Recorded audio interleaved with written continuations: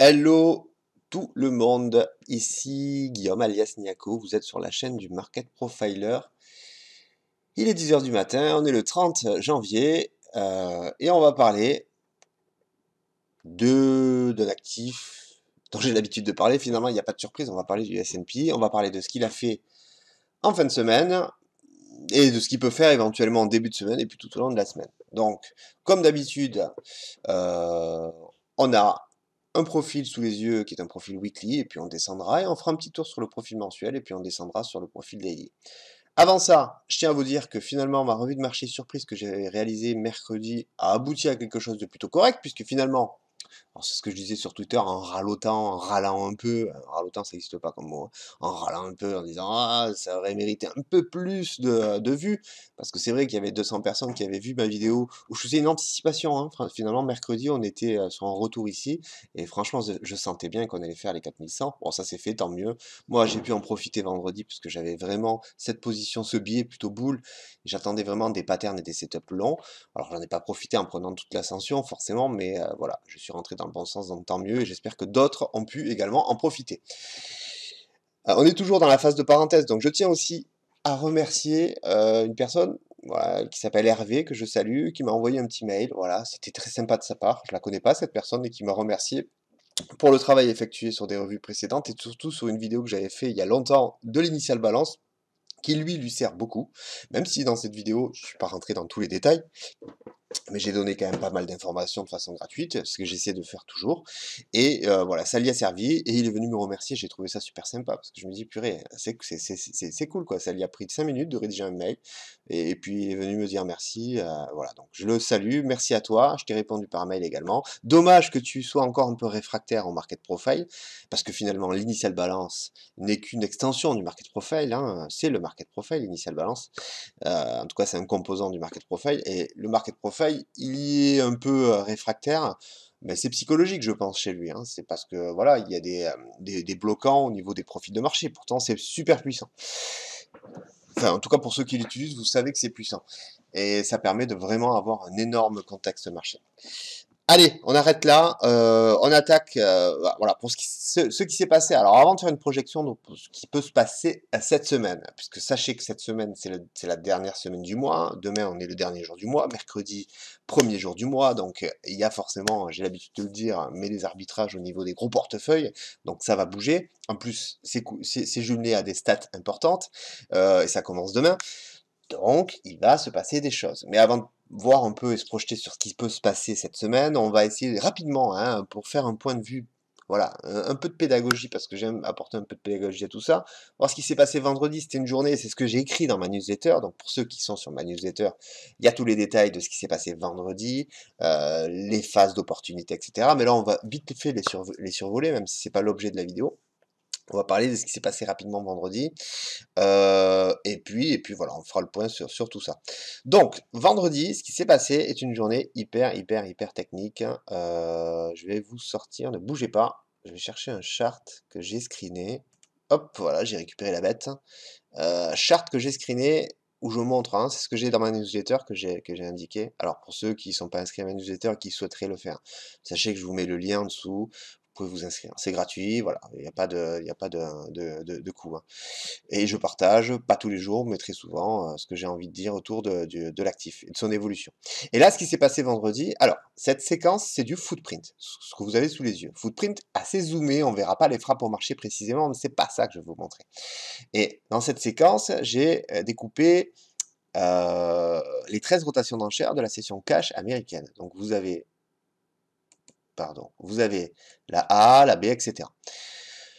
Ici, vous comprendrez bien que nous avons donc les deux premières rotations d'enchères qui dessinent l'initial balance, la A et la B. On a une ouverture en A avec ici un setup que j'ai déjà décrit dans la newsletter, qui est le setup de l'OPR 15, setup de congestion avec une ouverture en fait sous forme d'open auction. Il y a 4 types d'ouverture et ça en fait partie, l'open auction. Et puis on a un momentum aussi très intéressant. Et moi j'étais acheteur. Après 15 minutes d'ouverture de marché, je suis passé acheteur, mais j'ai eu le réflexe de sortir plutôt assez rapidement, au bout d'une quarantaine de ticks, j'ai même pas attendu qu'on arrive là-haut, parce que je sentais, Alors, je m'étais dit qu'on pourrait aller jusqu'à là, mais finalement, j'ai débouclé l'intégralité de mes lots bien avant. Et je sentais sincèrement qu'il allait y avoir un retour. C'était un pressentiment et c'était pas forcément c'était pas factuel. Par contre, il y a quelque chose de factuel que j'ai vu lors de la rotation C, qui est ici, et qui s'est traduit par une séquence, en fait, qu'on peut classer dans la séquence d'iceberg, où en fait, nous avons eu des acteurs de marché, acheteurs, hein, des boules, qui ont frappé la liquidité vendeuse là-haut, mais qui, à chaque fois, ont buté et se sont fait absorber. Et ça s'est passé lors de la rotation C, au démarrage, donc il y a tout un contexte de temporalité très important, à l'intérieur de l'IB, etc. Il y a beaucoup de choses qui font que il fallait le prendre en compte. Et derrière, ça a conduit des acteurs de marché à revisiter un autre setup, donc je parle dans l'ensemble de ma formation Market Profile, un retour sur l'initial, sur l'ouverture de marché ici. Donc si vous êtes acheteur ici dans cette zone et que franchement c'est un achat très opportun et que vous vous asseyez sur votre position, alors il faut des fois s'asseoir sur les positions, mais souvent quand vous êtes précurseur dans votre achat, quand vous l'avez fait, ou votre vente, quand vous l'avez fait de façon un peu tôt, hein, dans les premières opportunités, souvent il y a un repli. Et là il a eu lieu, et ce repli était indiqué par cette phase ici d'absorption. Alors, rapidement aussi, et après je passerai à autre chose, mais je sais que ça peut en intéresser certains quand même, je vais aller chercher sur du court terme, en footprint, ce qui s'est passé. Ne bougez pas, je vais chercher ça. Yes, voilà, j'ai mis un peu de temps à le trouver, il est là. Hop, voilà ce qui s'est passé. Alors ça, c'est la séquence, mais c'est la rotation C. Donc rotation C, ah zut, excusez-moi, je reviens sur mon truc, c'est pas bon. Je m'en sors pas, ça y est, rotation C. Ouverture, et là, qu'est-ce qui se passe? C'est ça qui est intéressant avec l'empreinte de marché, le footprint. C'est que, je le sais parce que moi j'utilise les chandeliers japonais à côté et j'avais les chandeliers jap à côté. Et ici, toute cette séquence ici en chandelier japonais était traduite par ici c'était des doji quoi. Limite, il y avait des constructions en porteur d'eau, mais ça témoignait de pas grand chose en chandelier japonais. Les volumes ici en bas, même en histogramme, n'indiquaient pas d'anomalie. Cependant, il y avait quelque chose d'assez intéressant et je l'ai vu immédiatement, c'est que on a eu des acteurs de marché. Et ici, regardez ici, on a 1842 contrats, puis 900, puis 1002. Il y a une anomalie, il y a quelque chose qui se passe qui est pas normal. En fait, c'est une séquence d'iceberg qui se produit dans un moment très particulier, dans un contexte très particulier aussi, et on a des acteurs acheteurs qui calent et qui se font absorber, pam, pam, pam, pendant 4-5 minutes par les vendeurs. Et en même temps, les vendeurs, juste après, déclenchent des ventes agressives au marché. Rac ici. Toute une séquence derrière d'enchères de marché, je ne vais pas rentrer dans le détail, mais qui donne des informations assez importantes. Et les mecs, derrière, enfoncent le clou ici, en séquence à 16h46, avec cette fois-ci un breakout de la structure, avec des volumes importants. Et tout ça nous emmène à aller visiter. Qu'est-ce qu'ils vont visiter les mecs? Ils vont visiter les bas ici. Les bas de marché ici, qu'on avait en ouverture de marché ici. Toute la phase ici d'ouverture de marché. Phase ici que je décris également dans ma newsletter, où j'indique, alors je peux en parler rapidement aussi, phase d'open auction, momentum, ok, pullback, ici. Donc ici, phase en 3 temps qui est super intéressante et qui donne un joli setup. Ok, je clôture la parenthèse. Et je reviens sur nos petits moutons. Projection de ce qui peut se passer de cette semaine.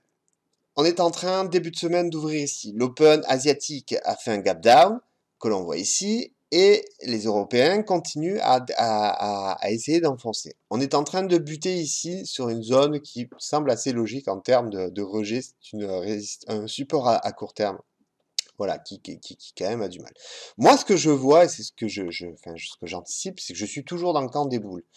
Et je pense que, même si j'en ai pas la certitude, comme toujours, qu'on va aller visiter soit en début de semaine, soit en fin de semaine. Mais je pense réellement que sous 2 jours, c'est très possible, même si ça paraît loin comme ça, mais qu'il est très probable qu'on aille visiter, qu'on aille faire un tour sur cette grosse single vendeuse. Et si c'est... Enfin, moi, voilà, je suis dans cette optique-là. Alors, aujourd'hui, à contrario, je pense que ce ne sera pas le jour pour le faire. Et je suis plutôt dans une optique d'aller visiter le bas de la value ici, hebdo de la semaine dernière. la VAL ici, elle a de fortes chances d'être visitée. Pourquoi elle a de fortes chances d'être visitée? Parce qu'elle rentre en confluence avec cette zone ici, qui est une zone très pertinente, et on en avait déjà parlé mercredi, je crois, et je l'ai toujours sous les yeux, 4010, 4006, grosso modo. Et on va voir où ouvrent les Américains cet après-midi, en cash, mais voilà, pour moi ici, c'est une zone de long. Et si on est dans cette zone-là, qu'on vient qu'à casser des supports qui sont pas tous indiqués ici, les supports intermédiaires, mais là, il y en a un ici, où on n'est pas loin, alors on peut aller chercher des shorts pour viser cette zone, voire en extension, le support hebdo ici autour des 3995, j'en parle depuis pas mal de temps. Mais toute cette zone ici, pour moi, est une zone à mettre à profit pour travailler en long. Voilà, après si vraiment on vient à la breakout, bah, je vais sortir parce qu'après la probabilité c'est d'aller visiter cette single acheteuse qui est ici, cash, et puis un support hebdo qui se trouve à 3956. Donc bien évidemment, voilà, on s'attend à avoir des rejets ici, et s'il n'y en a pas avec un breakout de la structure avec confirmation, alors probabilité d'aller en bas. Mais pour moi, je reste dans un scénario long pour accompagner l'actif, demain probablement, plutôt en dernier jour du mois, voire le premier jour du mois, mercredi, dans cette phase ici là-haut. Je ne serais vraiment pas surpris qu'on voit l'actif se diriger là-haut. Donc voilà, concrètement, c'est mon scénario de la semaine qui est le suivant. Tac, tac, tac, tac. Voilà, je vois bien faire ça.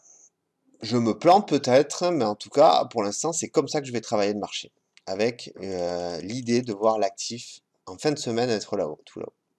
Si, et après on va clôturer, puisque la vidéo fait déjà 12 minutes, si on jette un coup d'œil à l'approche et à la dynamique monthly, sachez, c'est ce que je disais mercredi, qu'il reste encore 2 jours de cotation.